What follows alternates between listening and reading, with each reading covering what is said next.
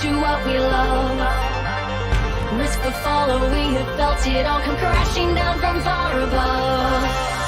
Stars are rising, countless worlds colliding, only one will take it all. Can we bring to fall the giants? Can we make the final call? We are the ones to ignite the darkest skies, the champions of the world that we defy. A soul ray of the few who rise up high, and we all fight at the last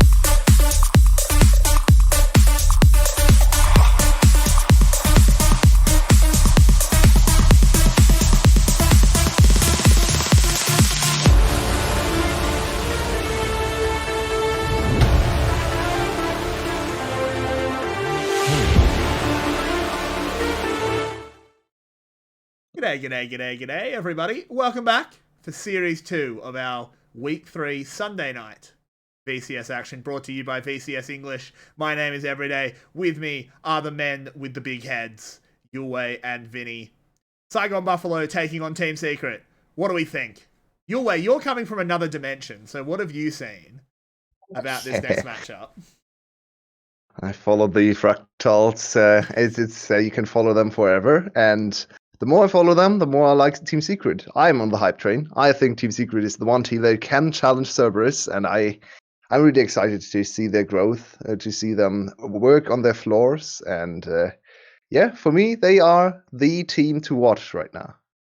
Vinnie, what's your take on this matchup? I think this has a potential to go either way, mostly because, yes, Secret is very good, but Buffalo is Buffalo can be very good, but they're not very good at getting the best out of their players when they need to. When they are on form, like as we saw versus Percent, where everyone was playing really well, they looked really strong. They looked like a very good team. And then sometimes it's just 𝗬𝗲 crying in the corner while his teammates int around him. Way too often that is the case. 𝗬𝗲 doesn't have time to cry in corners in most games. I think his team is crying in the corner and he's trying to say, come on guys, no, it's okay. We can win. Come on, I'm 20-0. Please, come on. Yeah. Yeah, I mean, the one game he had 70 kills, they actually managed to win. So yeah, but he had one game where he was a 13-kill Akali and they lost. Yeah, that's fair. Yeah, that is true. Actually, looking at the rosters on screen right now, I'm I question when they will finally adapt their roster and put in Kuroko. Because we all know Kuroko is not the greatest jungler ever, but 𝗕𝗂𝗧𝗧 has really been struggling, and I feel like they need to change something now. They won 3. Is They could have Kuroko been even so much screaming? higher. That's the question, of course. But Is Kuroko is the jungle change the change that they need to make though?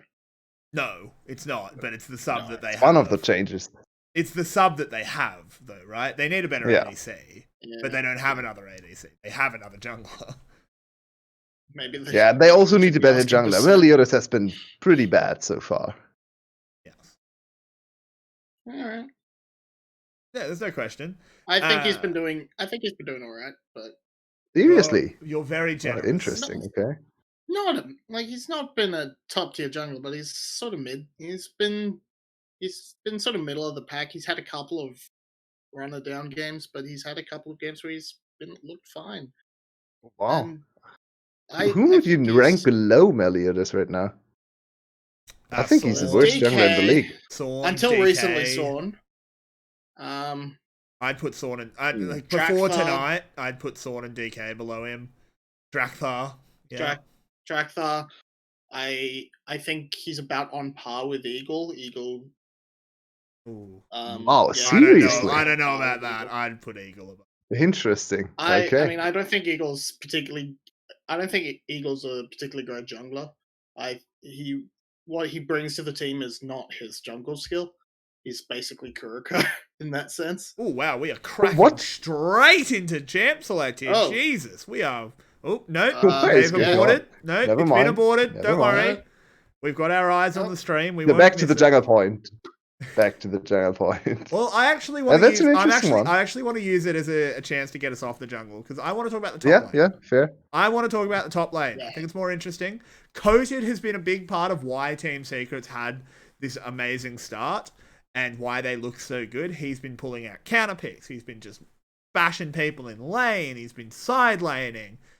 But he's up against, I'd say, the best top laner in the league, second best of 𝗲𝗲𝗺. Second. And I think there's a huge gap between the top 2 top laners and the rest. 𝗬𝗗𝗧 and 𝗲𝗲𝗺 are the top 2, and they're both insane. And I think there's a pretty big gap before Mr. Coded. I actually think Coded now has the chance to get into that top 3 because Yeah, if he beats him, so sure. far he hasn't played against one of the 2, and he has looked incredible in all those series. So if he wins today convincingly, or even stands up to 𝗲𝗲𝗺 in laning phase, and his team beats 𝗬𝗲𝗵𝗵𝗺 without him being a liability, then I think he can be taken into consideration there and can be discussed, because I have been super impressed with this split so far. I really like his creativity. I like his confidence to go onto Jax and stuff like that. So we'll have to see. Have to find Yeah, out. the man's champion pool has been a huge asset to Secret, being able to pull out wacky, wonderful picks. He's played the Fiora, he's played the Jax to varying success. Well, the Jax has been good. The Fiora wasn't great. was varying success. And he's always looked good he's looked really good on the meta picks as well, like the Wukong. So I think, yeah, he has potential to, if he can perform up against 𝗲𝗲𝗺, is in terms of the individual matchup, he could potentially be one of the upper echelon top laners. For sure. And I think that's also going to be a secret strategy here, especially on red side, because they've shown us again and again that they like to play around top side right now. Venus and 𝗬𝗏𝗺 together are very self-sufficient, and �artifact likes to roam anyway. So Coded will be the main focus, and DNK can enable him. So I feel it's either going to be DNK focused or Coded focused, depending on side. We have seen a lot of Graves from DNK, a lot of carry junglers, and a lot of counter picks for Coded. So it's a very clear identity. While 𝗲𝗲𝗺 is actually not very focused on counter picking. 𝗲𝗲𝗺 is very much about picking a blind pick, a very strong blind pick like a Kali or Wukong, and getting away with those even against counter picks. So I feel like 𝗲𝗲𝗺 is not going to pose that big of a threat in laning phase to Coded because of the champion matchup, not because of player skill. Okay, that's interesting. We'll have to find out, but there is apparently a little bit of a delay on stage at the moment. We are just waiting to crack in. So that gives us a chance to talk about the other very important role for the Buffalo. Style, the AD carry. He's not been stylish, has he? It's been a very bad style. Yes. The important role in the negative sense, it's a case of can Hin carry style enough through the game? Because Hin has been performing very well. Style has looked arguably the worst AD carry. He's almost certainly bottom 2. Yeah, I'd agree with that for sure. Very unfortunate for the Buffalo to have such a weakness. Yeah, and they're basically forced onto one threat comps at the moment. Because Froggy's an enabling mid laner, Style's not performing. You just have to put the whole world on 𝗧𝗲𝗺. It makes drafting very difficult for Buffaloes, because they are actually quite good at team fighting. When we look back to 𝗕𝗂𝗺, when all the players are in form, they have very strong team fighting. And right now, Styles' lack of good player, Styles' slump, I guess. He's a rookie. We can't really say slump, right? He's not showing up on stage. His level so far is just not good enough to play consistent team fightings against the good ADCs of the league, against players like Celebrity today, like, of course, Artemis and 𝗕𝗂𝗺 as well on the top teams. So that is the biggest problem for Saigon Buffaloes right now, because they're skirmishing, their early game skirmishing most of the time looks fine, and then late game, they just don't deal damage. 𝗧𝗲𝗺 tries and tries and tries, but there is no damage from his backline. So it's very sad to see. There's so much potential on this team. So far, they haven't been able to realize that. I think there is a way that they can get around it, and that is, it is actually going to sound counterintuitive, because it is through Froggy. In their games against %, Froggy played the Nika, and it showed up huge. And Nika is somewhat a facilitating mid lane, but she does bring a lot of damage, especially in the early to mid game. So I think if we get Froggy on these more roaming mage type things, and not stuff like the Fiddlesticks, not stuff like the Galio. I mean, Galio can work. I think Galio's a good pick. Galio does have enough damage early, but like last time we saw them, they played the Fiddlesticks, and there was kind of just not enough damage going Didn't do anything, yeah. So Lissandra also was horrible. He didn't do anything on Lissandra. His Lissandra game was stuck in lane. Yeah. But I mean, in theory, Lissandra does fill that role, but that was just a shocking game. So I wouldn't mind seeing the pick again. But if he plays that again and ends it away, then just don't pick that. So one of those sort of roaming mage types, I think, is what they really need out of Froggy.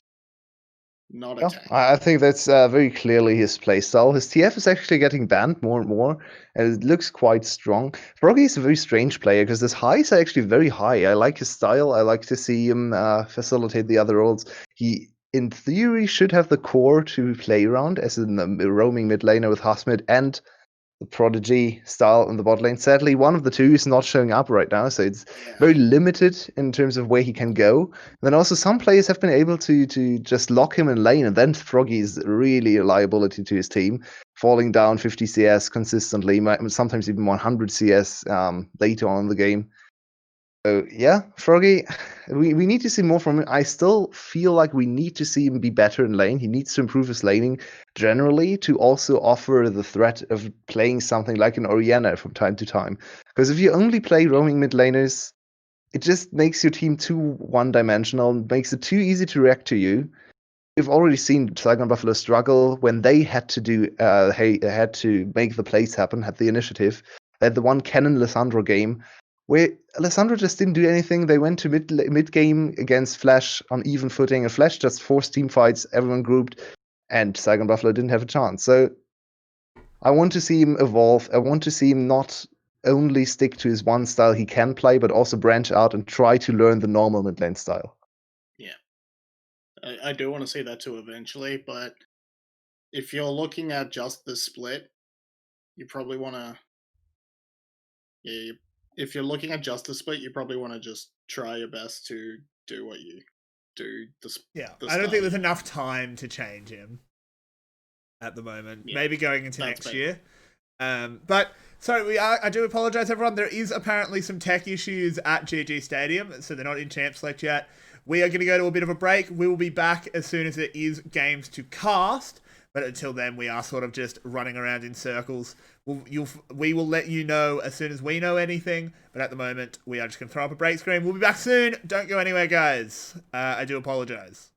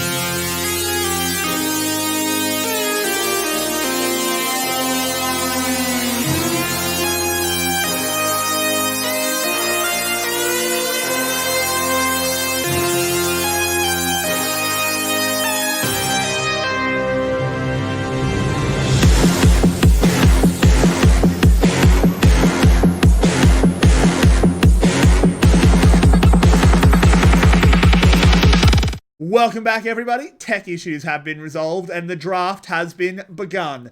Senna, Trundle, Syndra, Thresh, and now Pantheon removed. What else are we expecting, boys? Take it away. Oh, These are, pretty much standard Buffalo bans. It's always Senna, it's almost always Trundle, because those have been the best performances for those two players. The set band's a bit interesting. we still see Grace first pick for DNK. His Ignite Grace is going to tear up this game, hopefully. We have seen him play Grace 4 times. 2 times with Flash, 2 times with Ignite, so we can flip a coin to see what summon he's going to run. And DMK is the one person allowed to play games, according to Yulwei. Play Graves. Yes. Many more people are allowed to play games. And we saw when against Percent, when it was banned, he was put onto the volley bear and he didn't look nearly as clean. And so I think not banning Graves is a big mistake. Yeah, I think they prepared this draft many, many times in scrims, or practice, I should say. So they are very happy with this first pick Graves, even giving away this strong bot lane, because they are not too worried about bot lane matchup, I'd argue, with Style or suspect with Style and Hin down there.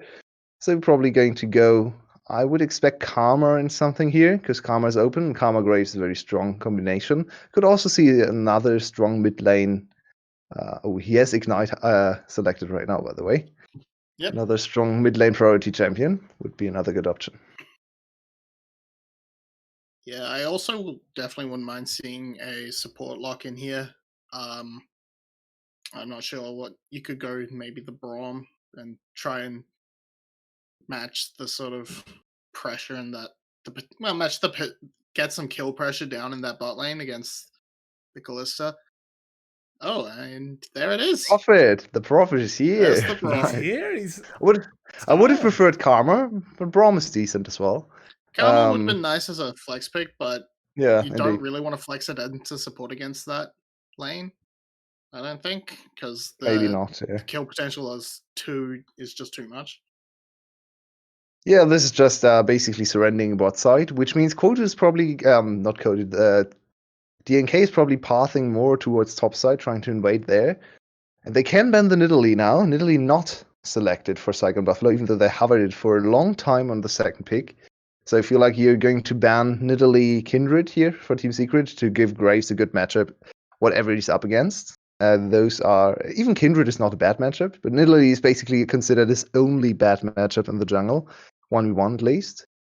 We see the Jax ban, that's a smart adaptation, of course. And Hasmid Gosh's famous Wukong. He is insane on this champion. He really and now we have to, and I would probably think we see another, like a Hecarim ban as well. Really try and put all eggs in the Hasmed basket. See what he can do. And banning what counters. Problem is if you ban the Hecarim, I think Coded can just play 𝗲𝗂𝗧. I feel like 𝗲𝗂𝗧 is the easier ban, because he's easier to play, and you need some practice on Hecarim. Yeah, I agree.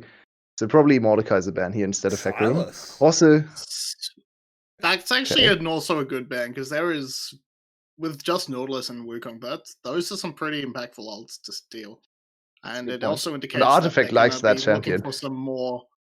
It also means they're going to be looking for some other big ults to round out their comp.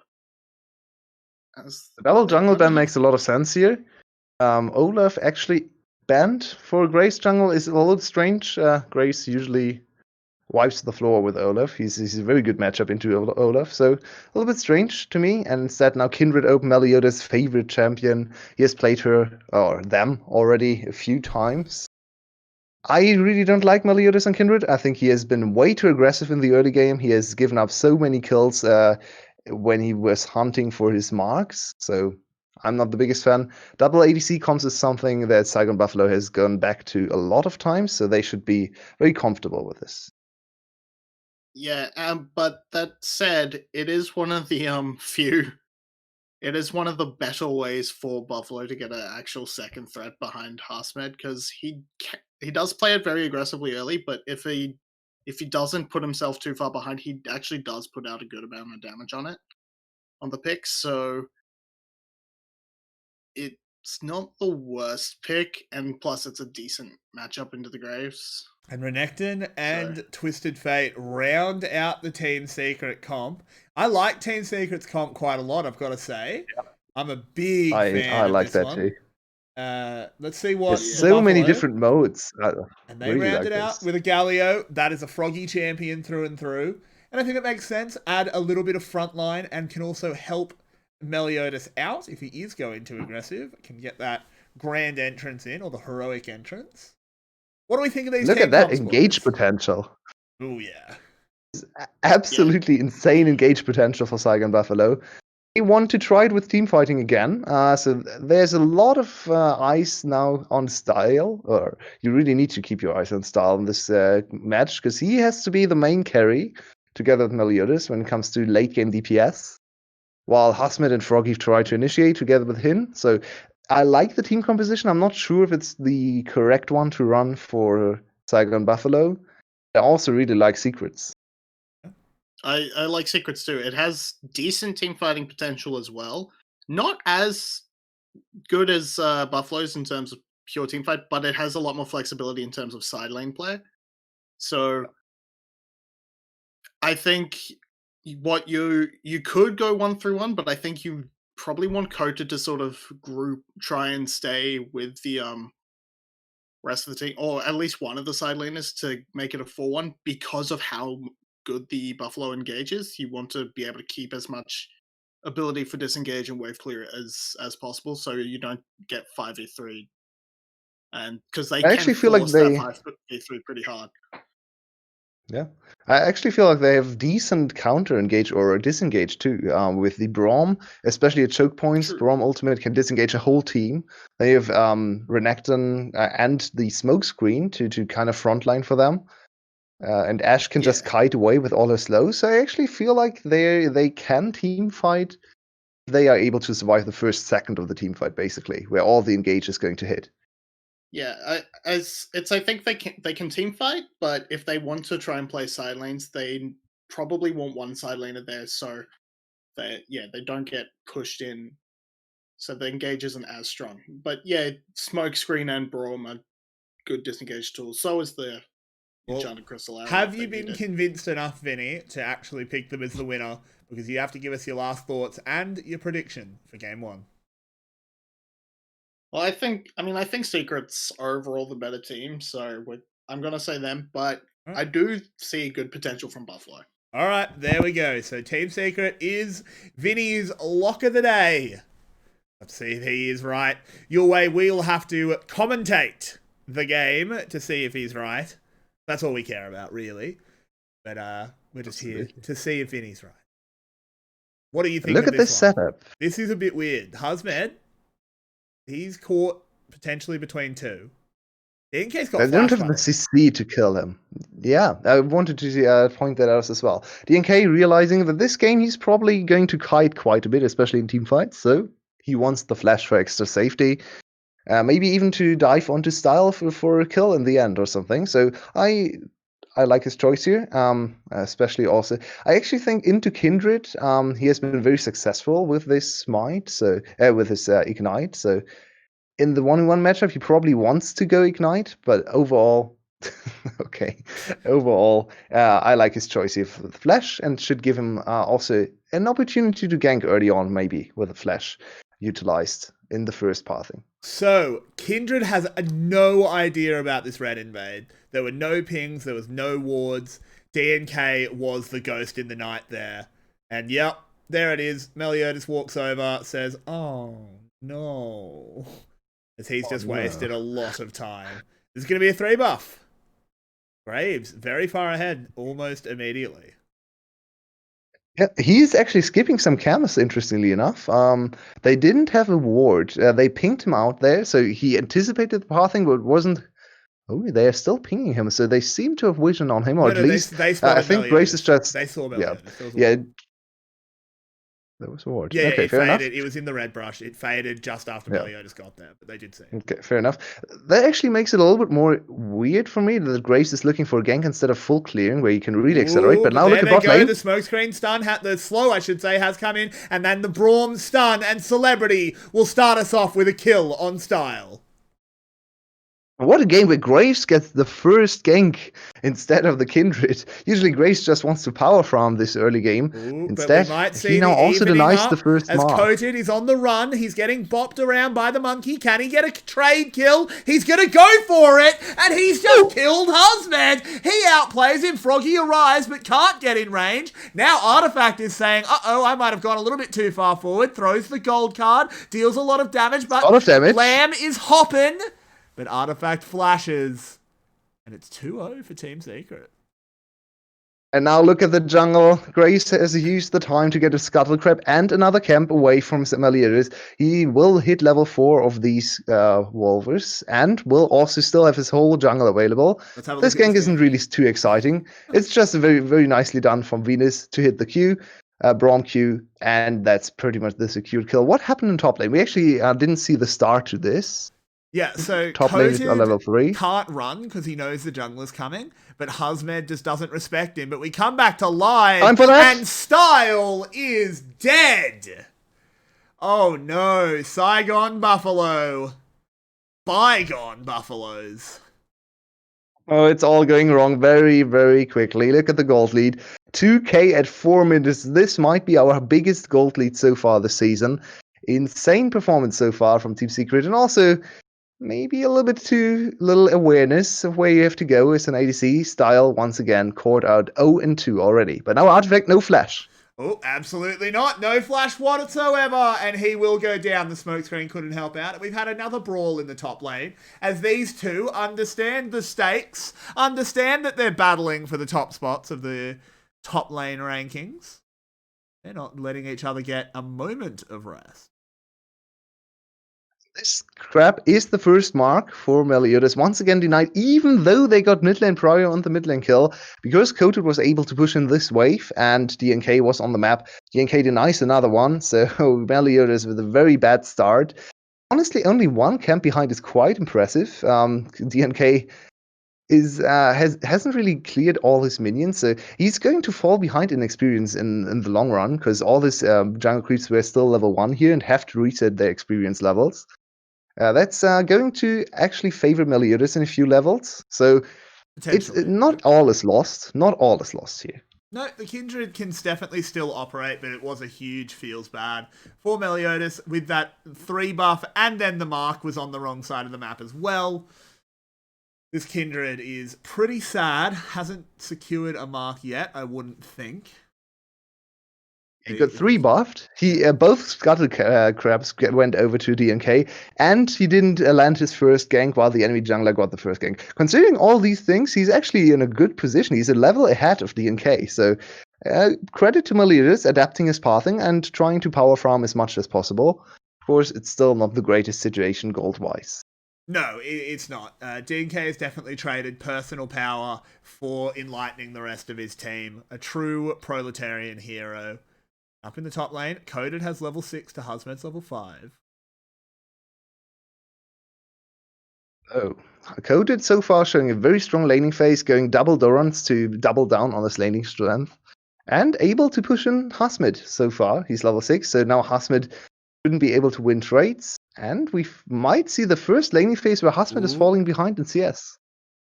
Ashes away from the graves, and this is smart, I think. DNK coming to steal some XP. Catch him back up. Yeah. I like it. I like it. I like that too. Now Artifact is a little bit behind, but honestly in this matchup it doesn't really matter. Both champions have hit level 6, so that's all they really care about. Now Froggy can, Artifact can. Kings on the top lane. They want to make this happen, but good coverage right now from Froggy, heading towards top side to react with an ultimate. It's quite hard to dive this Wukong. He used his W though. That's not great. DNK's Based on a ward though. There's the Twisted Fate ult. He will arrive. The dragon's gone over to Saigon Buffalo, but it doesn't matter as 𝗲𝗲𝗺𝗺𝗺 is 0-2, and they've knocked the biggest pillar that 𝗬𝗏𝗵𝗺𝗺 has out from under them? The dive in the bot lane is possible. 𝗦𝗲𝗃 is here, level Actually. 5 only. This needs to be executed well. They, of course, have the tower aggro reset with style level 6 and his ultimate available, so there is quite a lot of damage coming from these three, but it seems like they've called off the play. Instead, 𝗦𝗲𝗃 is going to hit Style 6. could be in trouble here. He's going to get stunned. They call it off for now. Venus gets hooked.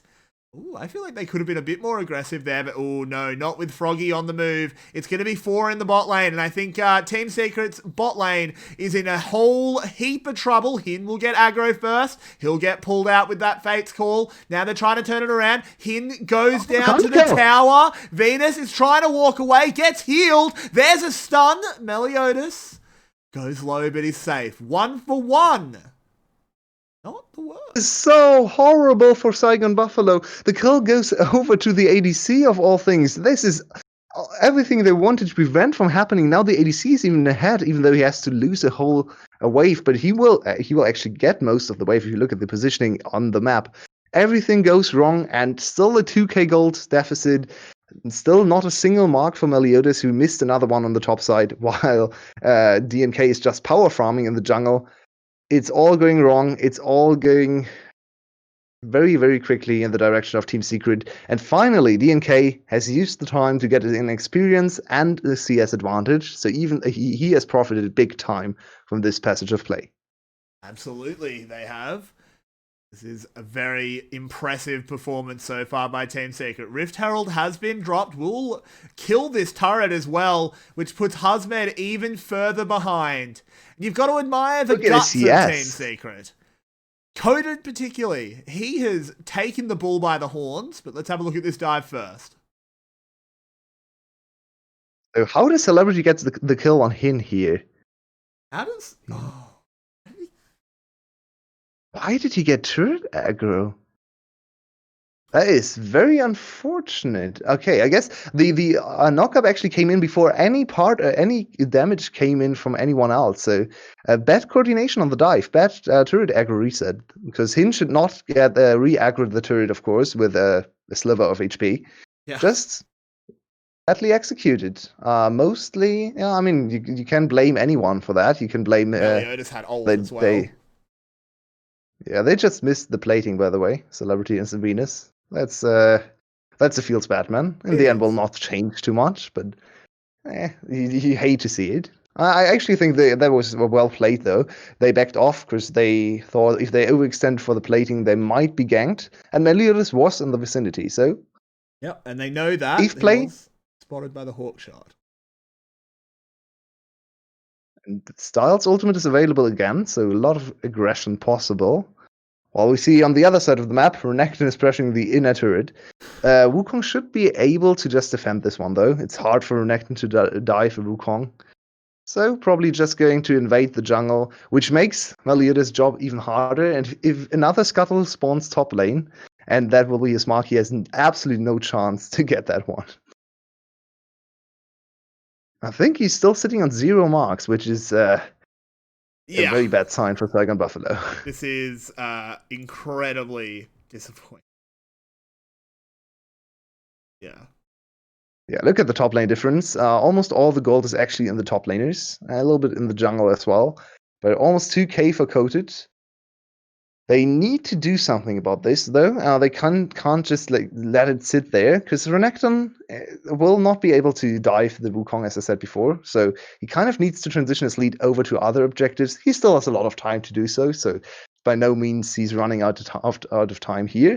But we need to see some action from Team Secret transitioning over a lot of the early game top lane gold lead into, for example, mid lane turret with the next Herald, or a few dragons soon. So, speaking of the dragons, a saving grace here for the 𝗬𝗏𝗵𝗺𝗺 is they actually did get the first dragon during one of the top lane plays. So there is no dragon snowball possible by Team Secret. This gives Buffalo time to potentially get back into this play for a bit of scaling, play for some power spikes. There's a bit of confrontation in the river as the Infernal Drake spawns.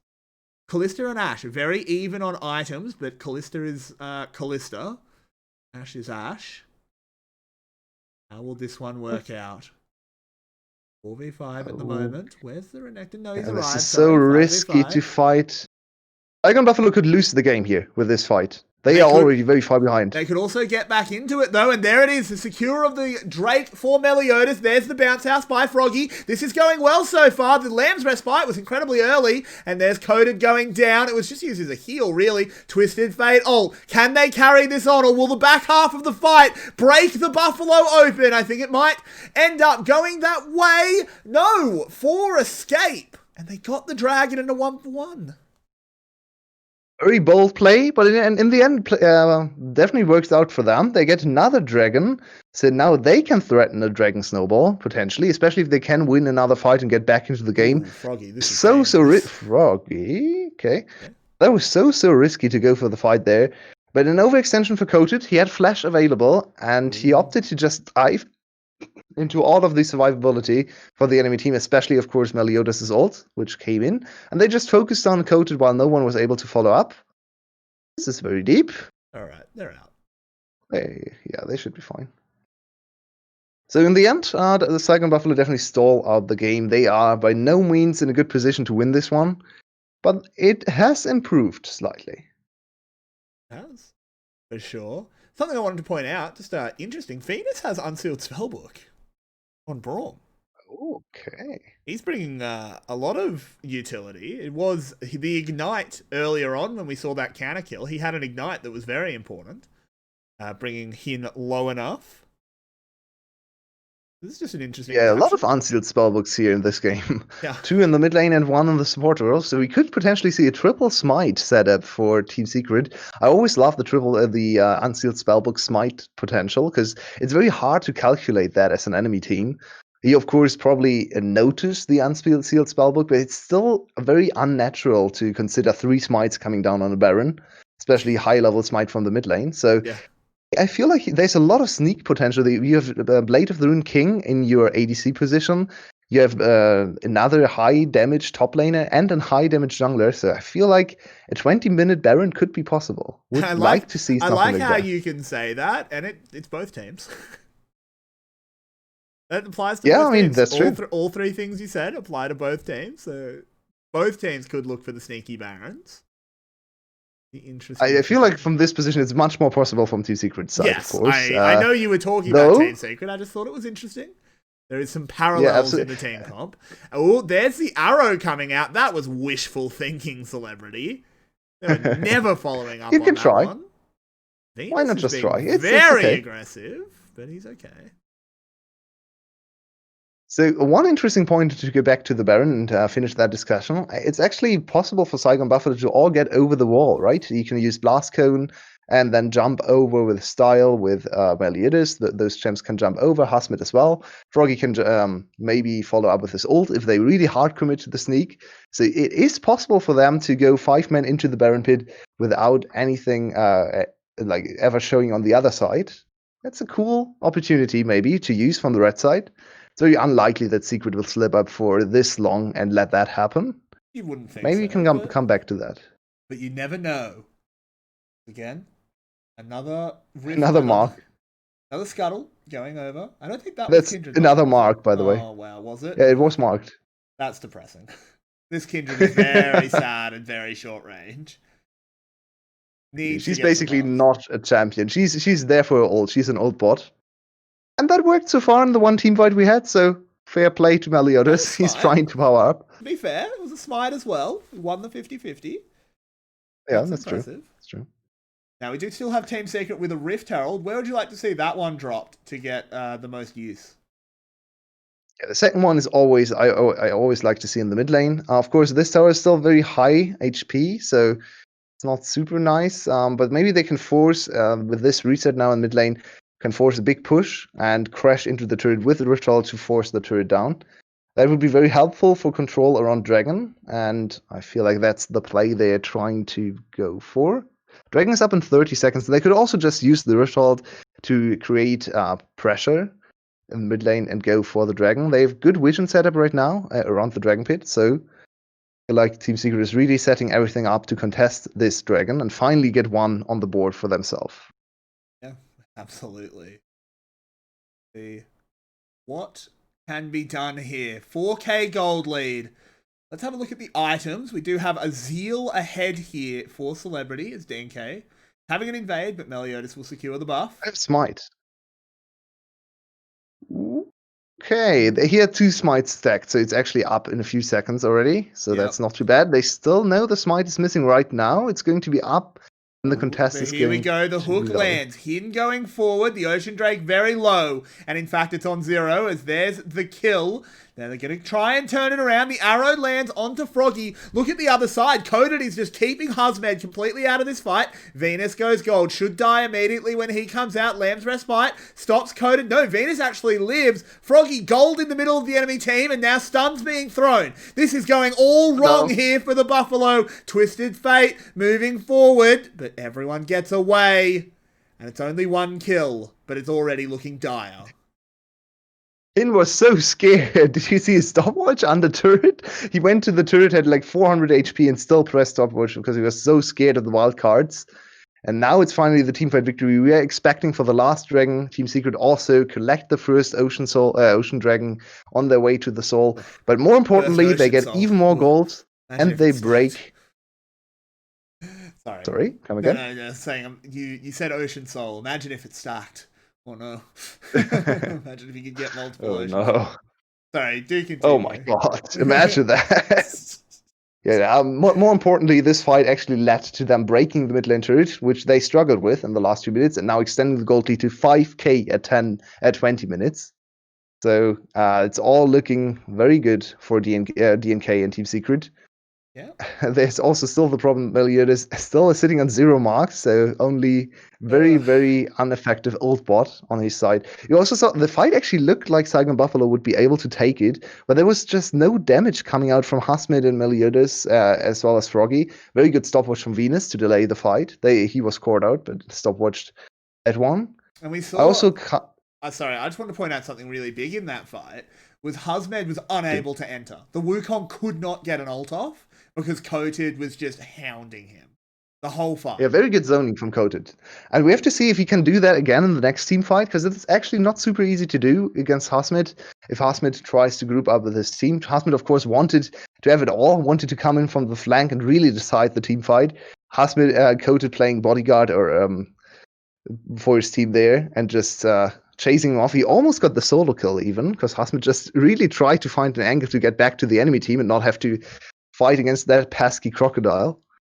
So good job for sure for 𝗏𝗏𝗺, and that's something to watch out for in the next team fights if he's able to replicate that kind of success in terms of zoning. Because of course, in a full-on 5v5, Renekton will never have the same value as 𝗲𝗼𝗺 on the Wukong. Yeah, it's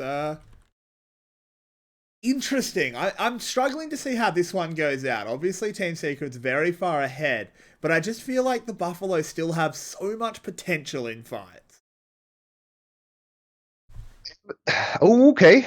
They could use that potential to kill DNK here. Yeah, and that they do. There's an arrow. They want to trade it onto Style, but he gets away. Hin throws himself out. Here comes the teleport. The Buffalo could be getting back in the game right here. 𝗲𝗼𝗺 goes in, starts spinning. 𝗏𝗏𝗺 wants to follow up. Doesn't find a knockup, but does force a flash. Artifact on the run, gets knocked up again. Goes gold after he throws the stun, but he's not going to get out. And now 𝗏𝗏𝗺 charging forward. This is a bit of a mistake, I feel. And even more, going over to the Buffalo. Oh dear, oh dear. Disengage. But why? And okay, can Celebrity do it all? Continue. Celebrity got 1, but I think he will only get the 1. This might be enough to deter the Baron. In the end, the fight is only there to close the goal gap, and not even that. In the end, the fight will actually not matter. That is super sad for both 𝗬𝗏𝗺 and Buffalo. Very good fight execution and very bad movement from Team Secret. Why would they commit to the fight with the jungler is dead at the start? I mean, you can try to get the pick on Style. I actually like that a lot. They force this flash, but afterwards, just disengage, call the play. Don't try to salvage something that is already lost. There is, yeah, look at this. DNK is just going down with full HP for the other members. This is a really good play on Style, but here's his flash, and now he should just disengage. Why are you trying to fight? That doesn't really make much sense. 𝗏𝗏𝗺 even wasting his teleport and immediately having to flash away, or run away, rather. And now it gets even more confusing. Why is Coated re-engaging This is here? silly. This is silly. That's just sunk cost fallacy, trying to get something Yeah, back. absolutely. Ugh. Maybe you can cut him some slack and say, okay, he tried to buy time for his bot lane to escape and try to be the sacrificial lamb. But I don't think he needed to. Another pick, and DNK will die as well. DNK, What is going on with Team He's Secret? got to run. He might actually get away. He's out of range of the second whirlwind, or cyclone even. But this should be the Buffalo moving up to Ocean Soul Point. They trade it for a tower, but questionable whether that's worth. We really see 𝗧𝗲_Buffalo coming into their own here with this team composition, just forcing fights, which is exactly what they have to do, right? We talked about the dive potential of all these champs together, and it looked like Team Secret was too far ahead to lose fights just based on the damage on either composition. Players are just getting caught left, right, and center for Team Secret, and they're giving up another important dragon. Kill score is 8-8. Secret is still in a commanding position considering their gold totals and their items coming in, but need to be careful. Another lost team fight could be Ocean Soul or Baron. Definitely could. Team Secret is potentially thrown a bit. There's a Twisted Fatal. He's landed in, stunned up that Nautilus, who presses the stone plate. Not the best decision on who to target. They're turning it around. We have a full-blown team fight here, but the Buffalo health bars are very low. They'll get a heal from the Lamb's Respite, but it might not be enough. And now, do they chase? No. Everyone lives. They Baron. Do they? I think they're Baron here. I think it's risky. 𝗕𝗂𝗧𝗲 Ultimate from 𝗕𝗂𝗺 and 𝗕𝗂𝗧𝗲, as well as Hin. I think there was an opportunity to immediately run at Baron and try. They lose a mid lane tower, so the Buffalo actually come out ahead with the passage of play. Absolutely. And they close the gold gap even more. Most important part of the game is now coming up in 3.5 minutes. Ocean Soul for 𝗧𝗲_Buffalo. Will Team Secret try to fight? Will they try to split push against that? Or will they force Baron right now? Well, at the moment, it does appear to be the third option, as Baron is engaged. He's going down not that quickly, but definitely not slowly either. 𝗏𝗏 throws out the Winds of War. And the taunt, they've found Coated, and here comes the turn. Is it going to be good enough? Hin lands a hook, but Celebrity has gotten that first kill. Venus, super low. He goes down to the spin, and now they've got to keep it going. Coated's dead. There goes Celebrity, and the Buffalo are getting it all, but their health bars are so low. The call might be made to keep going. Artifact doesn't have ult to chase onto the two low members. And the Baron lives for another day. These teamfights are so incredibly close, and very small things can decide them. Very good positioning from 𝗏𝗏 at the start, and honestly, kind of foolish for Celebrity to stand in the taunt there. He immediately goes down at the start, had no flash available to get away from that one, so it looked like 𝗧𝗲_Buffalo would win, but then too much damage from DNK stopped that from happening. How does this all transpire? Look at Celebrity here. He doesn't even get taunted. He's just, he gets knocked up, double knock-up from Hin and Hosmid. Now he's in a very bad position. He's just knocked up all the time. Celebrity in the bounce house. He didn't want to go there. Yeah. I mean, if he had flash, I think they win the fight 5-0 or 4-1. I think if Celebrity is able to reposition in that fight, he can pump out even more damage. He's insanely strong right now. They actually win the fight, but he got knocked out 3 times, still dealt a decent amount of damage. So Team Secret, I am not ready to write them off in this game. I feel like there's still a lot of fight in them. I mean, I would say they're actually ahead still. The Dragons are a problem. But in terms of combat stats, I think Team Secret's ahead. At the moment, it's just a matter of execution. And I want to see them using the split push a bit more. Send Artifact to a side lane. Get him to push some towers. Get Coated to do the same. Your 3-man is so strong at the moment. What can the Buffalo do against your 3-man? I would actually like to see Artifact and Coated be in the same lane. The O3A2 strategy we see a lot with TF is very effective here, where TF just shadows the laner and comes in with his ultimate to kill, and then he can deforce turrets very easily, while the 3-man defends mid lane or even threatens Baron. You have double TP available as well, so you can actually get a kill on bot lane and then double TP on Baron, and you get both of the objectives down. So That's something I would like to see. Sadly, it's not happening right now, and Team Secret needs to reset for Dragon. Instead, they're running at Baron again. They're just getting vision at the moment. No, I tell a lie. They're even committing a TP. They are hard going for this one. Does the Buffalo sniff it out? They're going over there now. They've got a TP of their own. He will be coming in with a bit of speed. Here comes a cheeky monkey looking for a Cyclone. 2,000 health on the Baron. Where's it going to go? It goes gold due to the Kindred ult. There's so many bounces. Look at this Baron's health. It's on 1,000. And there it is, secured by Venus of all people. And the kills are going Secret's way as well. Froggy will be the next target. 𝗧𝗲𝗺 trying to get something done with Coded. Froggy's gone gold. 𝗧𝗲𝗺 trying to find a way out. But it doesn't exist. And it's 4 kills and a Baron. And Team Secret, I never lost faith, as there they go. This might just be what they need to secure this game. With Baron, now they can also run at the Ocean Dragon, of course, and delay that soul even more. And now with Baron, this is such a strong split push opportunity for _𝗏𝗏𝗺, who's going to hit level 16 very soon as well, so very short ult cooldown. This is going to be... This is going to take...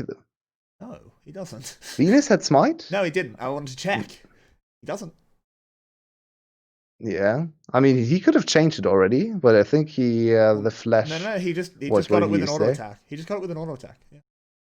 Oh man, let's look at this again. I see this for the first time as my stream was struggling, so let's have a look. There's so much AE damage going on. It actually looks very good. Oh, there's a cool combination. I'm not sure if that was intended.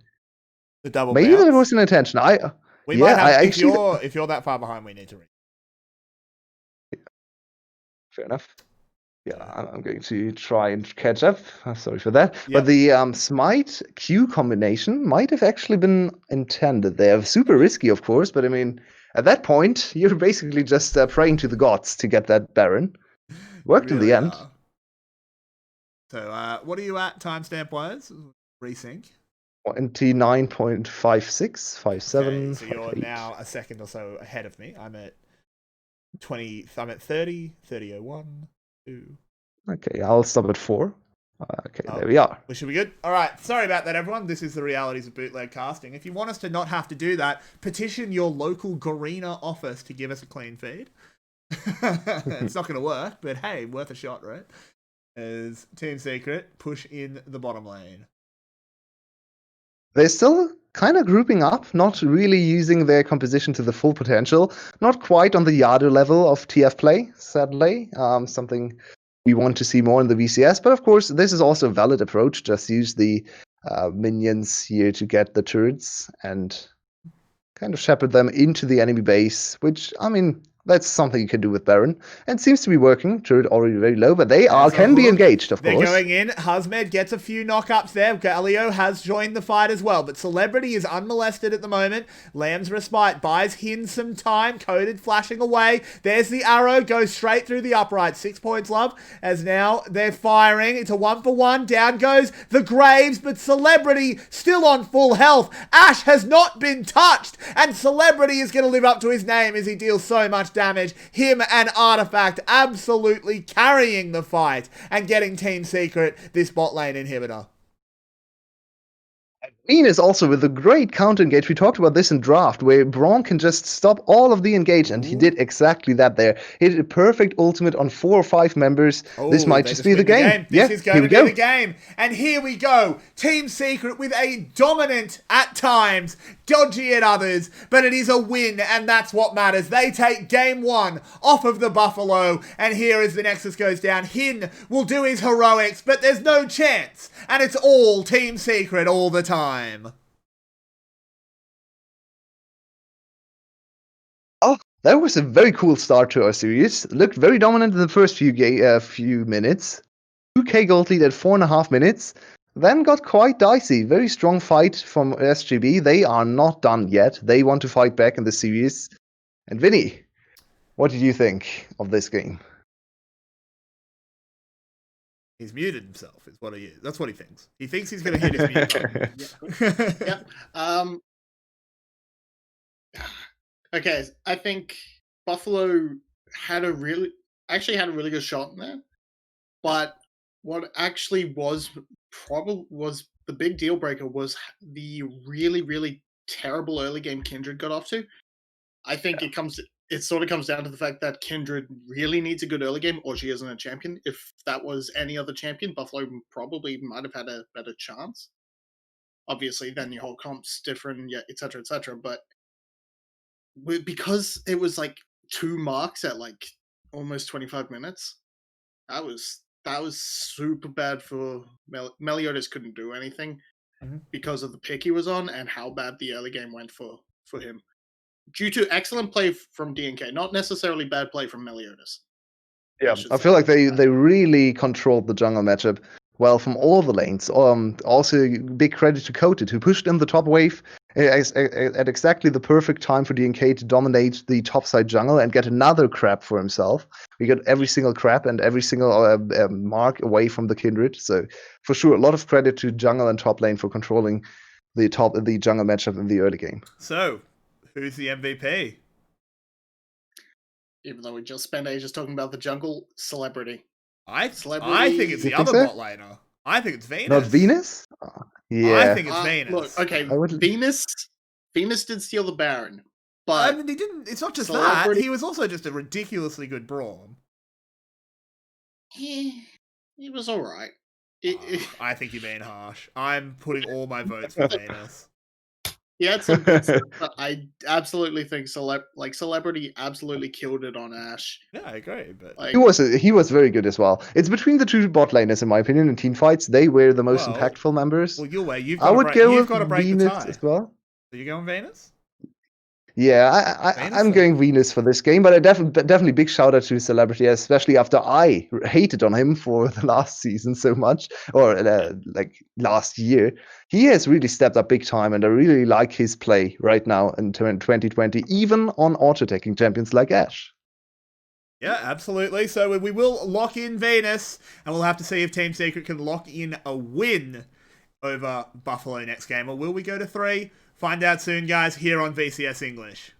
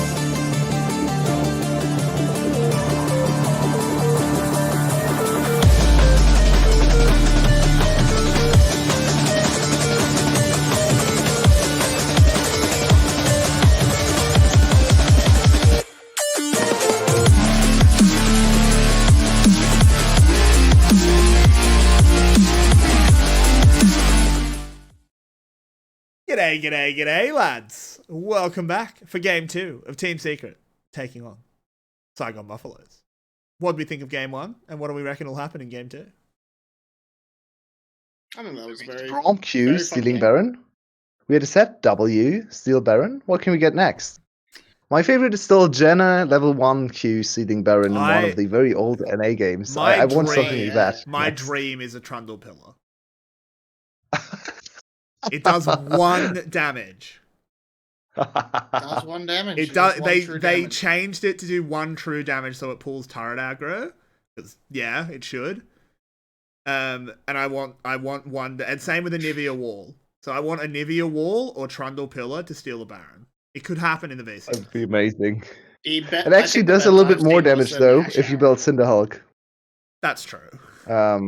Yeah. So then it has to be the wall, a 𝗕𝗂𝗺𝗺𝗺. Yeah, that would be amazing, man. Imagine that. Best I've seen was an Ashe ult, because it does a tiny Ashe little ult is cool. AoE damage if it hits a Yeah. person. So it hit the jungler and stole the Baron, and then the jungler just has to sit there stunned for 10 minutes thinking about where their life went wrong. Best I've done so far is Nami ult from very far away. Ooh. It's so slow, and they saw it coming, and they still gave me the Baron. It's perfect. Damn. But apart from Baron steals, I feel like we saw a very cool game. Maybe not the highest level. There was a lot of scrappy team fighting in there, and Team Secret maybe shouldn't have won the game after what happened in the mid game. I never lost. If you get another one of those, I like those. That was a lot of fun. We take those. We take them. We do take them. Yeah, it was a very fun game. I definitely think Secret could have executed on their comp a bit better instead of trying to fight again and again. And they did get picked a lot as well when felt like they were trying to do their comp, but so they do need to clean that up. But overall, I wouldn't be unhappy to see them try that sort of style of comp again. And honestly, if the bot lane just puts up another performance like they did in the last game, it shouldn't matter what comp they draft, really. Yeah. But here we go. How do we feel about 𝗬𝗲𝗺𝗺𝗺𝗺 bot lane? I feel like they stepped up a little bit more in this game, in the last game. 100%. They look better. So, would like to see another 𝗏𝗏𝗧. As I said before the break, I think it was that they absolutely could have won the game if the early game hadn't gone so terribly in terms of That's a fair point, yeah. And RNG in that case. Like if they had RNG'd the first mark on the top scuttle, the game could have just been completely different because he would have been able to get more marks. Yep, very true. I want him to move away from the Kindred. I know he really likes to play that one. He is by far the jungler with the most Kindred games in our league. Maybe try something different. He draws Trundle Bands every single game, so well, credit to him. Also because other teams know that if you force him on an ADC, he's not the most effective jungler. So would like to see him go back to his old Meliodas ways of J4 and just perma gank. Or what about his in the- old ways of 𝗕𝗂𝗰𝗿𝗄𝗧? Oh yeah, 𝗕𝗂𝗰𝗿𝗄𝗧 is of course a possibility too. Not sure it's one we want. He's open. We'll have to find out. No, we don't want him if you're a Buffalo fan. At least. And I do have to question Buffalo's bans. I don't think the set ban is at all a good one. Yeah, I agree. I think he's a sort of B tier overpowered. champion in any position he goes in at this point. The Thresh and Syndra, yeah, I can sort of get those, but the set should absolutely be a Graves. So considering that Syndra has to be banned for Saigon Buffalo on blue side, that's a very bad sign. Because of course we know Froggy's not the Syndra player, but we can still flex it into bot lane. So you definitely should at least have one Syndra player on your team, as there's no pick. Oh, unfortunately. Why are they so bad at doing champ select? I'm not sure. Oh Seriously. man. We meant to ban Graves. No one bans set. Who bans set? I just don't understand how VCS players are so consistently garbage at doing champ select. This is something we got whispers during the PCS v VCS tournament. Apparently, all of the production teams, because it was mostly done by PCS production, were just flipping out with Vietnamese guys. They've screwed it up again. They've done it again. It's unbelievable. We're already an hour behind schedule and they forgot to pick a champion. What are they doing? It's very strange. It happens way too often here. I have to question: is the tournament client not in Vietnamese or something? Gotta look at the pictures of this. I mean, there was a time where they didn't even go to Tournament Realm because it didn't work on their servers. So I feel like you also have to blame a little bit of the Vietnamese servers from time to time because they seem to be a little bit questionable over there. Yep, but we won't get any more into that. We don't want to burn any bridges before they're even built. Please hire us. Hire us. If you pay us, we'll stop talking mean about you. The flame will die down. Buy my silence, Riot. Buy me. No, Riot is very good to us, even if they don't pay. Oh, the silence could be yours for a low price of anything. Literally anything. For a low price of $20 in a slab of VB. Oh, mate, $20 in a slab of VB. I'll make them some promo material. Hell yeah. All right, let's get back on the planet. What are we expecting? We don't have a champ select, but if we did, what would the picks be? So if Grace was open, Grace was first picked for Team Secret. I'm not sure if Saigon Buffalo want to first pick Grace, as we start from the top. It's going to be the same, I assume. Okay, fair enough. I assume it's going to be a rundown. Should be the same bands. Yes, looks like it. Yeah. So Grace is the one big question mark I have for this draft. ADC priority is really low in this one. Seems like after Senna and Kalista, there is not really something that people like to first pick. So I kind of expect the Grace first pick, but I would kind of like to see something else. I thought Styles Kalista was actually decent, so I would almost. She was banned, I think. Kind of. Oh no, right? No, she wasn't, and I kind of fear the potential of celebrities if I'm Buffalo. So, okay, Aphelios is also an option. All right. Okay, so Grace Kalista. Yeah, I would assume Graves Kalista, or you don't necessarily have to go Kalista. You could pick whatever support you wanted, or the Karma. Interesting. Because you can always go Kalista for the second for R3. And farming jungle. Actually, really question. Yeah.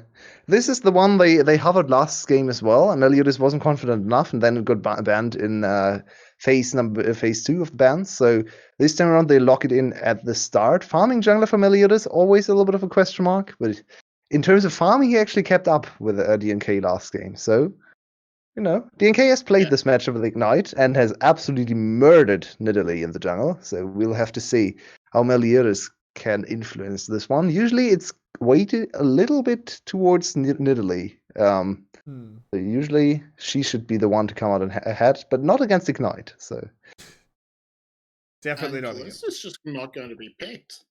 Huh? Which Spear of Vengeance is getting a rest. Fair enough, she needs it. This indicates to me they don't want to go near bot. They probably aren't going to go around bot lane. And they're going to play more for Coded, who has a guaranteed counter pick this time. Sure.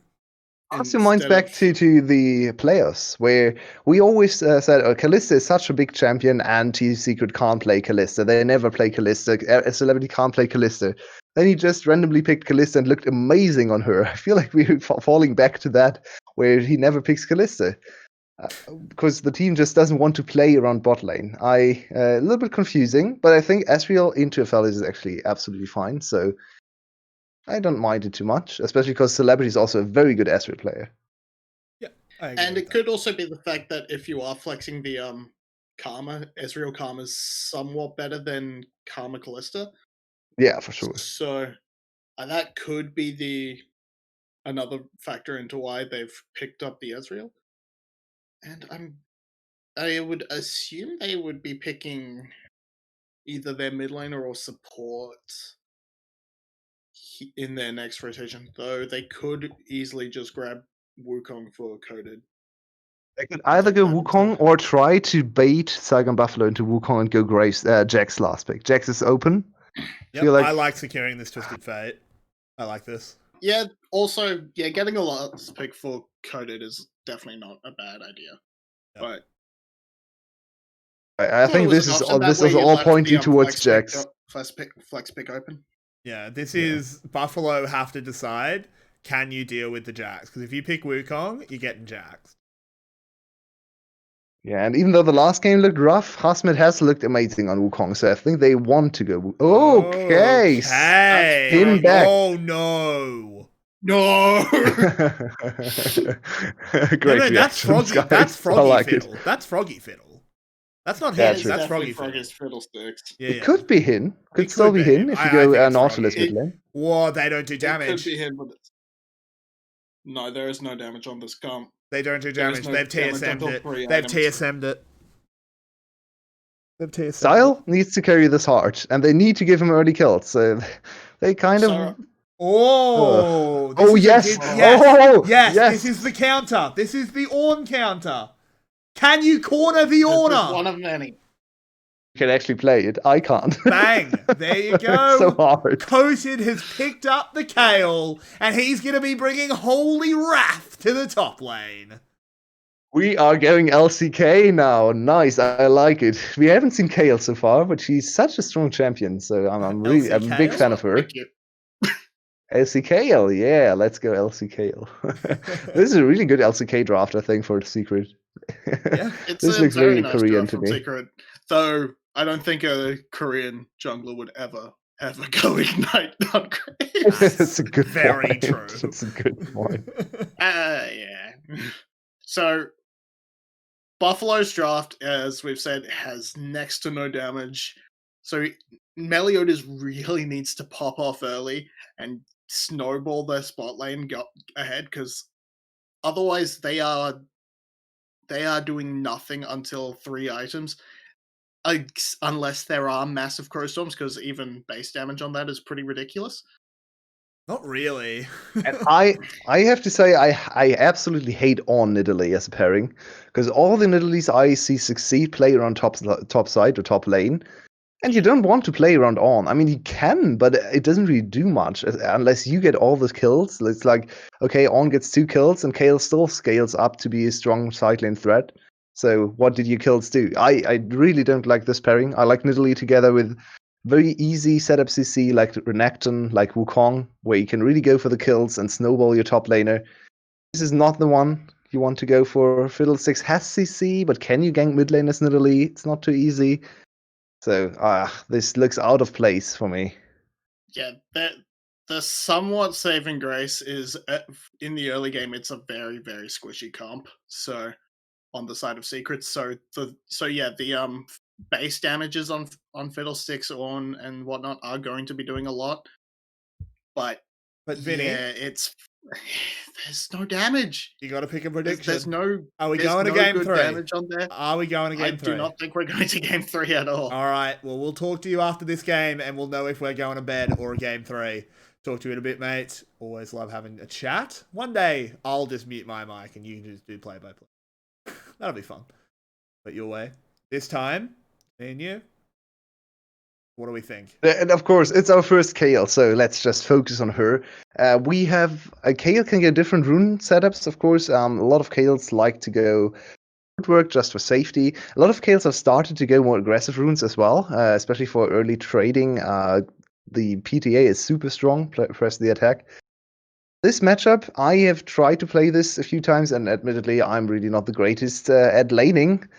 But I like to play Kayle, and playing PTA into Ornn is basically suicide, because he can't dodge his pillar. So I really like to see Coated go for the fleet footwork to have more mobility. Does anyone ever go PTA on Kayle? I thought Fleet was... Yeah.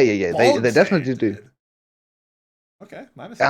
Yeah, but Fleet is... you don't want to go Fleet. Like, if there's a matchup where you don't have to go Fleet, PTA is so strong on this champion. You can proc it super easily. You deal a lot of... consistent damage, so it's definitely the choice you want to go, but Fleet is just to get through the laning phase, and I like it into Ornn a lot. Because Ornn does this to you, and it's very uncomfortable. Especially once it's level 2, and you can just zone you off minions forever. It's so this lane is so hard to play if you don't know how to do it. So I'm always impressed with Kayles who can get away against Ornn. Yeah, but of course it is a very high payoff if you can play it. As that Kayle in the late game is quite the avenging angel. See, it'll turn out well. Froggy taking a lot of damage here, but it's tank fiddle. Yeah. The trades also, don't matter. Artifact did this very well, but the first time when Phil tried to use this W, he just waited for the W to start and immediately gold carded him. But then he got a little bit too aggressive and gold carded him again before the next W came in. Then Froggy was like, okay, you don't have a stun, I can just heal up to full HP. And that happened. So, yeah, that is for sure a very annoying champ to play against. But to be fair, Twisted Fate doesn't really want to lane anyway. He wants to go out of lane. We see 𝗦𝗶𝗵𝗺 gank top lane, as we expect from Nidalee. Yep, this has to happen. Coda did just hit 3, so has access to all of the abilities to fend this one off. Pillar used, so a bit harder to get the knock up. But 𝗦𝗶𝗵𝗺 is ready to pounce. Here they go. 𝗦𝗶𝗵𝗺 and they, of course, have the trap. the turret. That doesn't actually hit. Coded is dealing a lot of damage with the brittle. The knockups aren't landing. 𝗧𝗲𝗺's going to go down. It's a 1-for-1. And we talked so much about the top lane and how this is not the one you want to accelerate. You're going to have to put that one in the box. Oh, never mind. Go ahead. You get the kill, you get the successful dive and deny a lot of experience, of course. So I guess success for the top lane. You succeeded in your play, but you still gave the Kayle 1 kill, so she can actually be a little bit happier in her laning phase and got a lot of gold out of that. So now she's closer to level 6 where the matchup turns. So let's see how this all happened in the top lane. Trap doesn't hit. Played, yeah. So Coated, yeah, I think Coated plays this very, very well. He goes away from anything that can knock him up. So there's no opportunity ever for 𝗧𝗲𝗺 to get the knockup in and get the very easy CC chain into burst damage. So very good kiting for Coated, even though he was level 3. Played this almost perfectly. And into a very comfortable position. 𝗧𝗲𝗺 blew his flash, 𝗦𝗶𝗵𝗺 blew his flash, so even though Coated has no flash either, risky to gank him again, because if DNK comes top lane and counter ganks with Ignite, you are going to die. Absolutely, and he's only moments away from having the ult as well. It's unfortunate there that 𝗦𝗶𝗵𝗺 played that dive pretty badly. Let's be real. He missed everything. makes it hard to get the kill for sure. But, oh well, have to see if he can redeem himself. So far, DNK hasn't really done much, just farming his jungle, a little bit less active than in the last early game.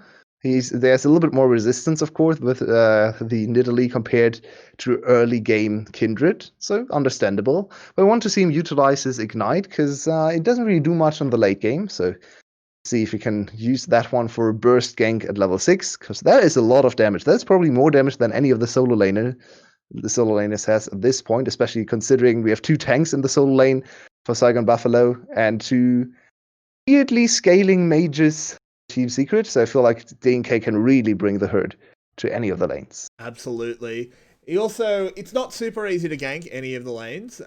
Your bot lane is pushing for 1, and B, you don't really want to gank into an Aphelios Nautilus. It's not super easy, particularly pre-6, and then it's an Ornn and a tank Fiddlestick. So have fun ganking those.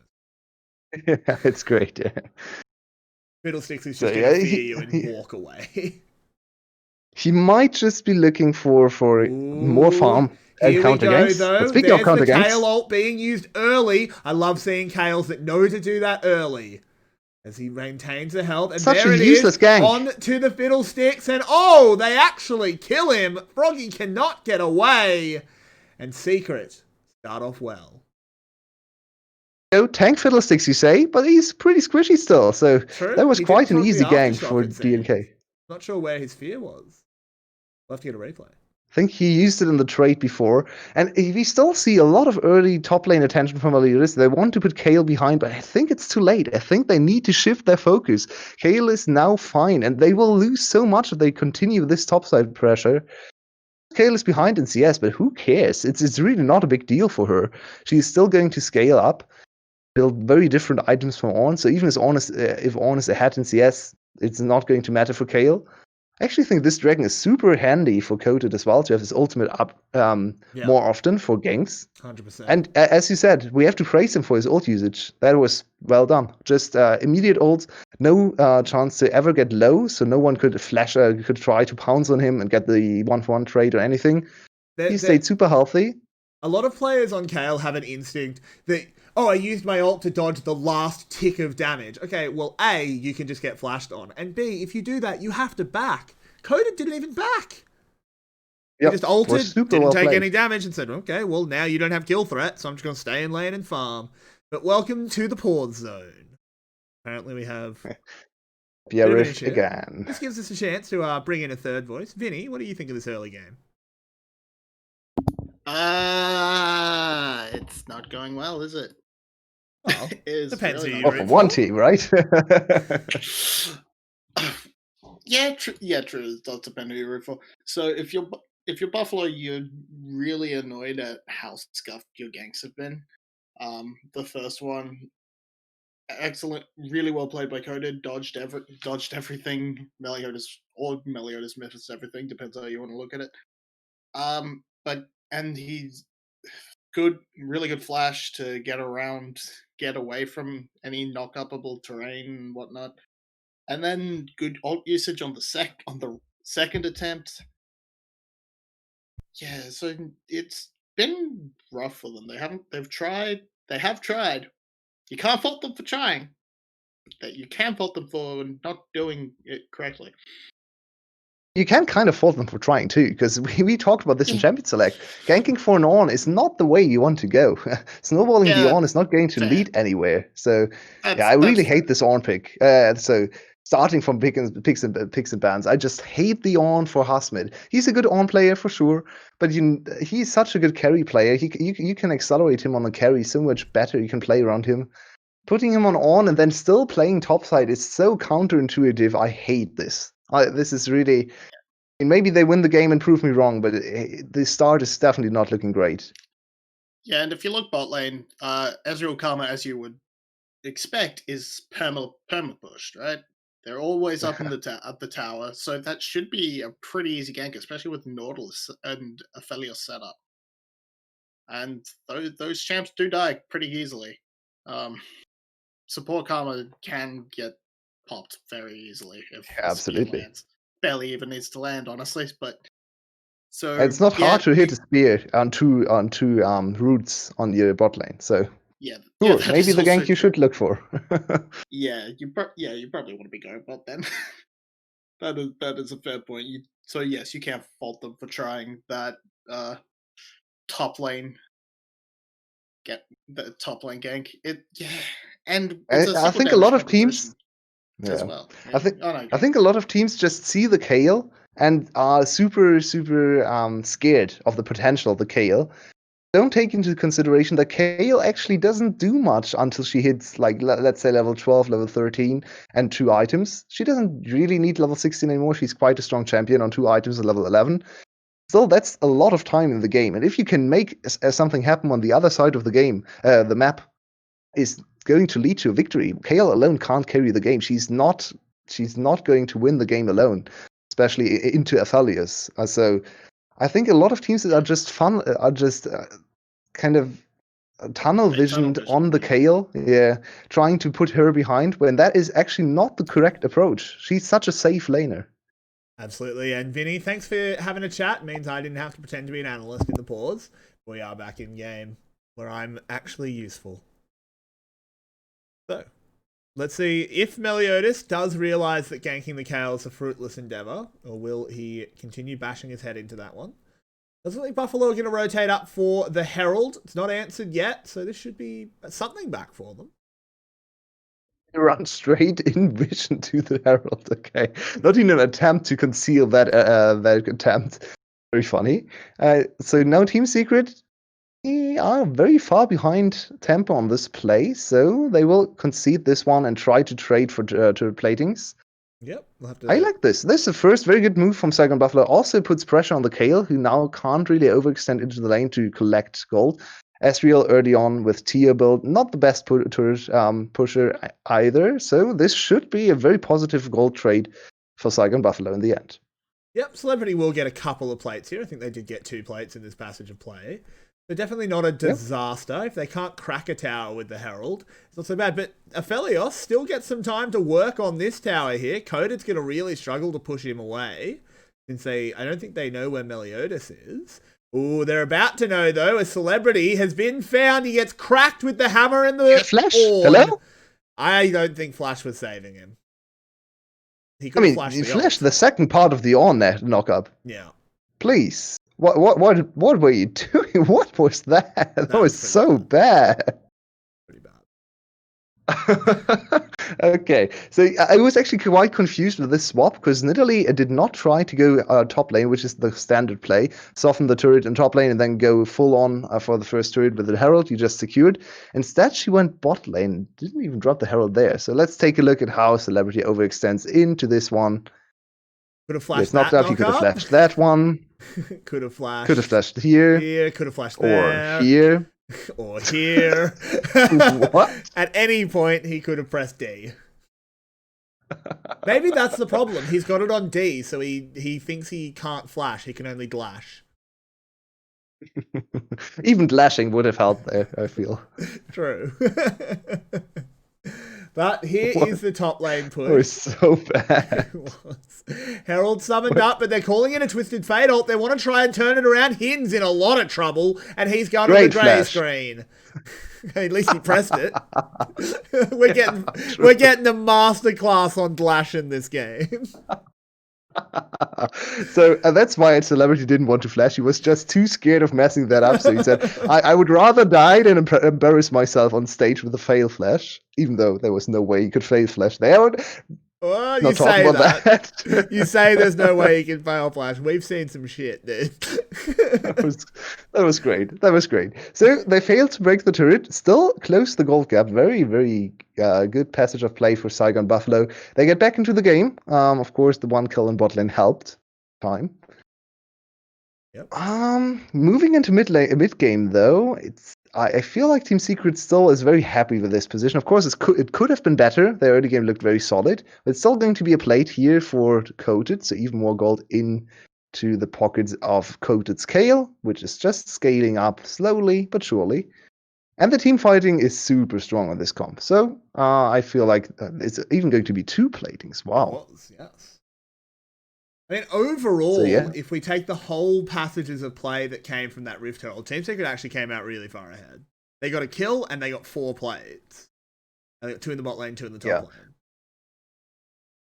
Yeah, but I mean, 𝗬𝗲𝗺𝗺 also got a kill and a lot of plates too. So I feel like it was even. It shouldn't ever be even if you are to Herald behind. So in that sense, was still a very positive trade for Team Secret. They kind of prevented the snowball from happening, or the snowball from getting into 𝗬𝗲𝗺𝗺's favor. And now it's another objective. This is a bit risky. They're not going to be able to stop 𝗏𝗏𝗺 getting over the wall. If he can pretend to be an effigy for a little bit, but the dragon's already secured. Doesn't really matter. There's a big Graviton Moonlight Vigil, but Hin, ooh, he gets away. Froggy? There's the Froggy going in. True Shot Barrage across 2. Everyone on 𝗬𝗲𝗺 is very, very low, and Artifact is a very fast boy. He wants to go in and show off his cool card trick. Now Style throwing it out. The long-range Infernum shots. Coded's here. Has ult.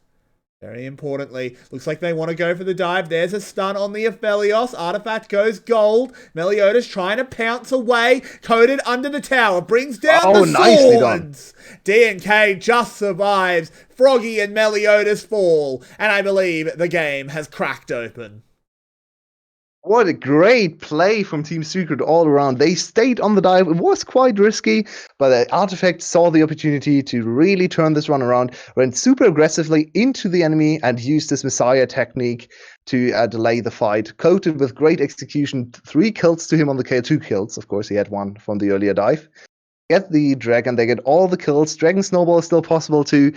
Everything is pointing in Team Secret's direction. This is the Team Secret I was so hyped about. I think their early game coordination is looking crisp right now, and Coded is looking like a major threat in this league.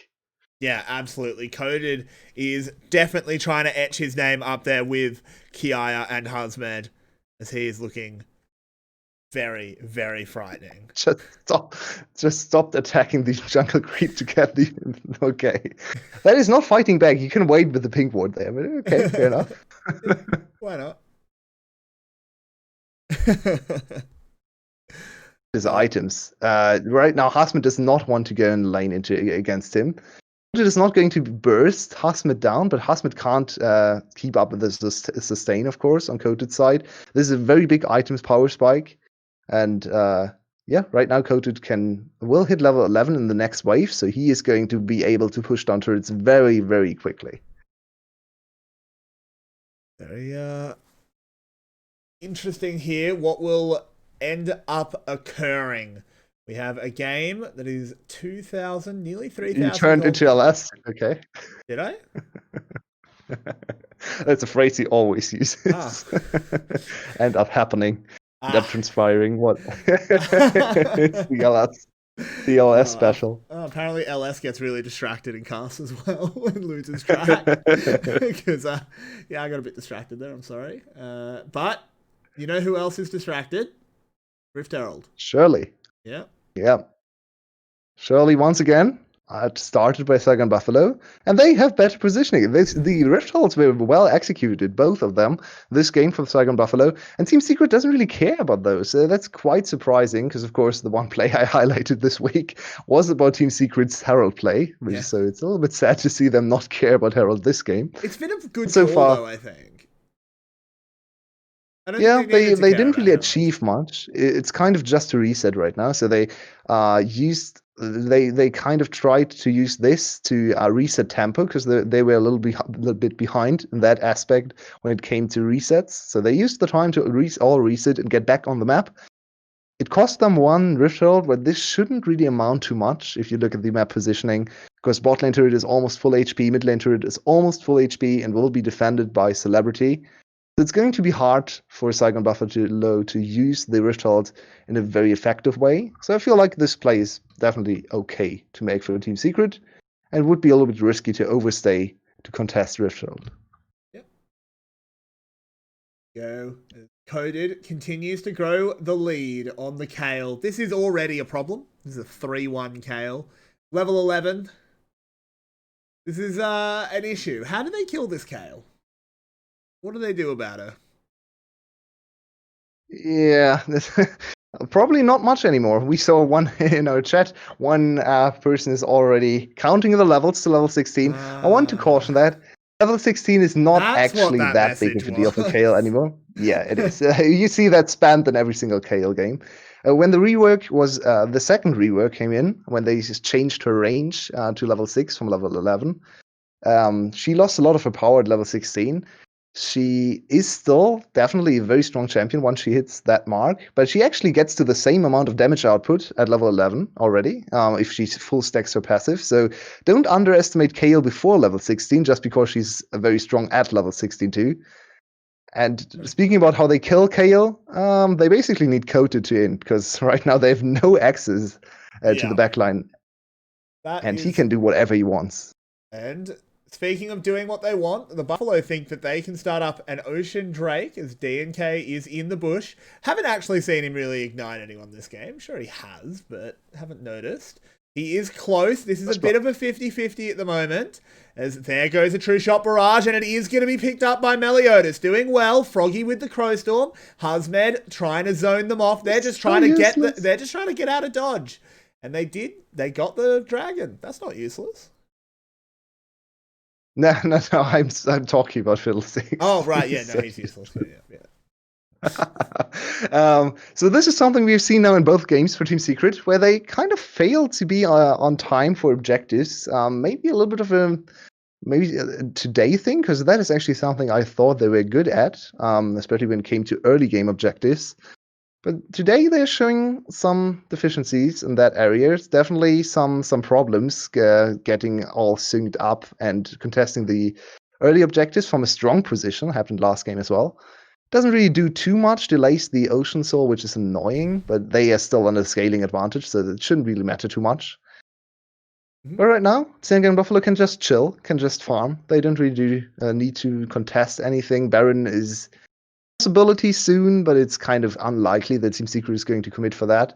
So just chilling, just trying to get back into the game. Yep.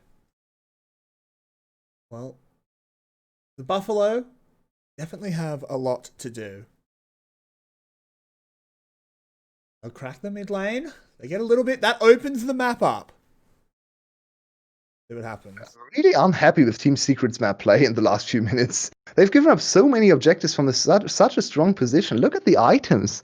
Almost 2 items for 𝗂𝗃, 2 items for Artifact. He's in one of the strongest points TF can ever be in. 2 item power spike for 𝗬𝗃. We always talk about that. One of the best item power spikes in the game.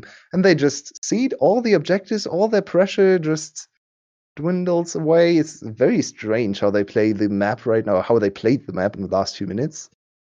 Maybe they are trying to set something up here, but it's still quite surprising and a little bit disappointing.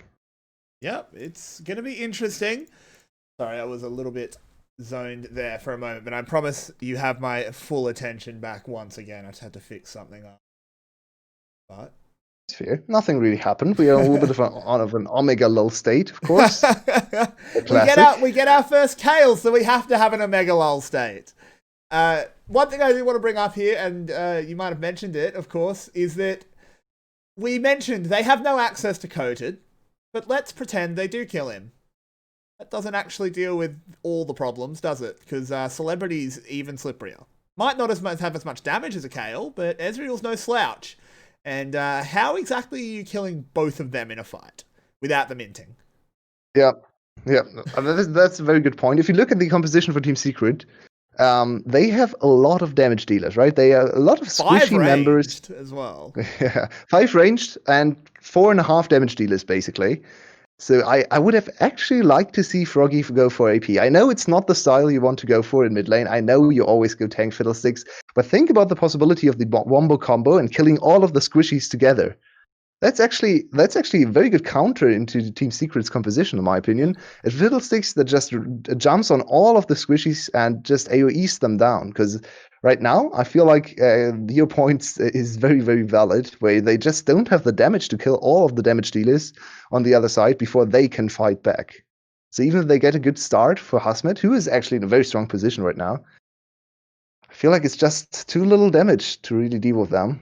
Also, we see 𝗦𝗏𝗆go. Oh, never mind. Flashing away. Caught. It's flashed away. It's all right. And that's my biggest. Now coated. You'll have Might to come back now to coated it. on the other side. There's the Kayle ult early on. There's the flash immediately, but there's so much CC. Can this Kayle fly away? Get all of those wings working. You've got to be a real Seraphim. And she's proven that she is as they get away. And look at that. They committed it all to the bot side. And Mr. Baron is getting challenged. They don't really have a tank to take the Baron damage, so this is quite risky, quite low HP. DNK and is coated, low. no.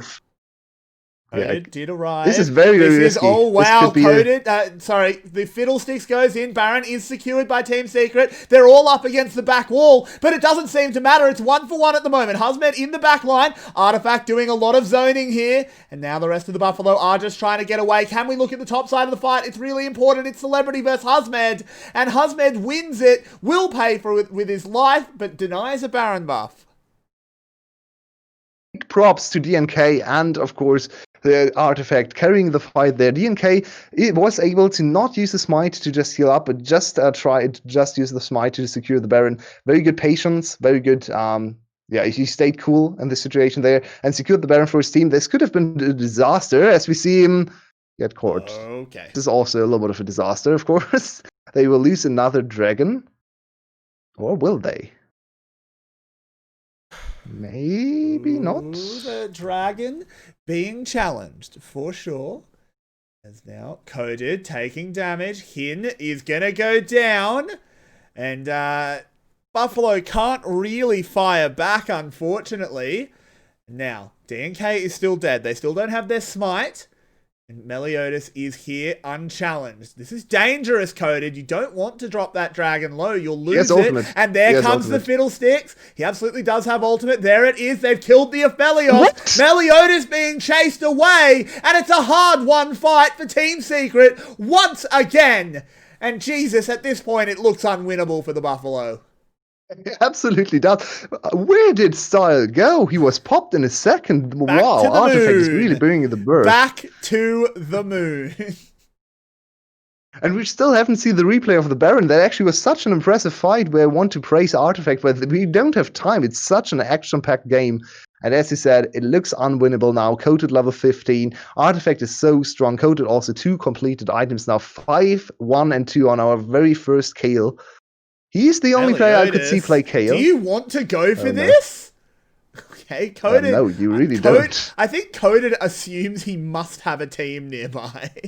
Because there's no way 𝗬𝗠𝗠𝗃 takes that fight 1v1, but it was a bit more 1v1 than expected.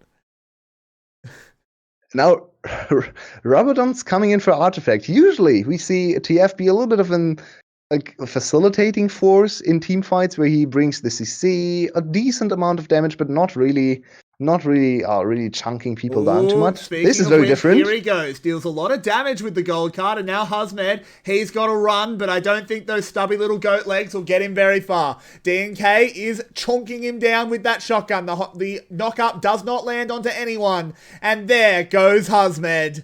Team Secret are making their mark on this map.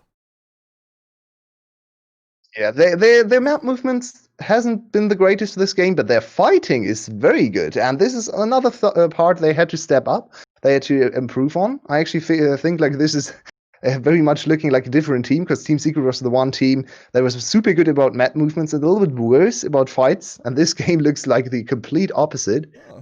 It's also good to see. They show us different styles. Can do both. Exactly. Yeah. Now, another tower being sieged. 𝗬𝗲𝗺 still dead for 10 seconds. Base cracked. Froggy, he's looking for the flank.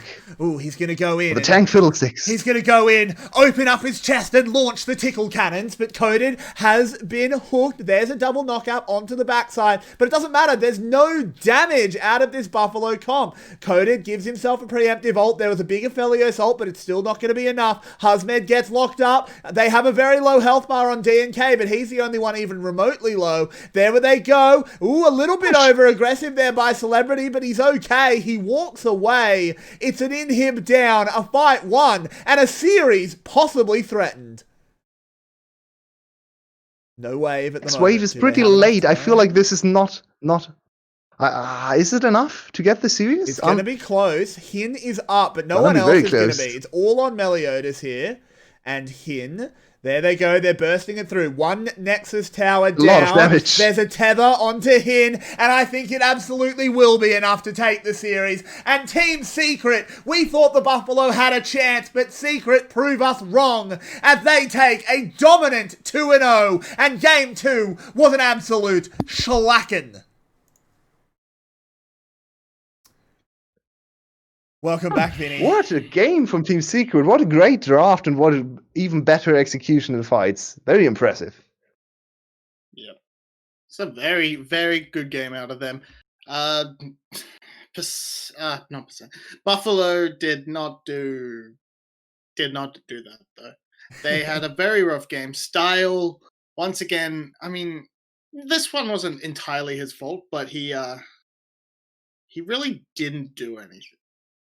Yeah. Yeah. I mean, in the first pause, we talked about this. The whole game plan, the whole draft, all looked so disconnected. Such a weird approach to the game. A single damage composition or 1.5 threat composition if you count Nidalee, but she falls off in terms of team fight damage. So I really don't understand what their plan was here. Why would you focus top lane when you know all your damage has to come from Style? They just left him there on an island in bot lane, didn't try to accelerate him with turret plates either. I think like this is one of the biggest problems with Saigon Buffalo. They read in-game, or maybe even before the game, they read for compositions and how they have to play is so bad compared to other teams. They just seem lost. Yeah. Well. Yeah, and... Well, that's well. It is Team Secret taking another win, and that's what happens when you draft a comp with very, very little damage. Style had to do absolutely everything, and he couldn't do it. So, MVP for the second game. I think it was the mid lane, personally. Do you guys agree? Artifact was so good. Yeah. I'll continue, you guys. I kind of had my eye elsewhere for a bit. I mean, I think they all played well, to be fair. Production-y things. Yeah. But I think Artifact was the best. But our player of the series for VCS English, your VCS English player of the series, if you'd like to sponsor that, let us know. I'm joking. Is Coated. He has picked that one up. He had a dominating two games, I should say. Kayle, Renekton, both looked really, really good. His Renekton had some iffy moments, but the Kayle looked perfect. Kayle was super, super good. Also completely countered everything that the enemy team wanted to do. And even though that's on drafting, you also need to have a top laner who's confident enough to play that on stage. And no one else has shown us the Kayle. Even 𝗂𝗄 and 𝗏𝗲 haven't been able to bring out the Kayle. So super impressed with the diversity Coated and Team Secret is showing. And I feel like this is also something we have to credit the coaching staff with. They are an international team. They look at other regions as well. And they really are striking me as one of the few VCS teams that wants to branch out, that wants to actually develop into global matter and adapting to what is happening across the world, not just in the VCS. And that's a very good thing to see. But that will be it for another week of VCS action. Thank you for joining us, everyone. It was a fun week. We had our high highs, we had our low fiestas, but we had a lot of fun every single night. Thank you so much for joining me once more, Yulwei and Vinny. It's always good to have you here. I will thank as well Spoods. All of the graphics you see, all of the pictures, pretty much all of them are done by Spoods. Look him up on Twitter if you want graphics and that. Pay that man. Do it. He deserves it. Yeah. But we'll be back next Friday for more VCS action, only here at VCS English in the English language, obviously. We'll see you then, guys. Have a good one.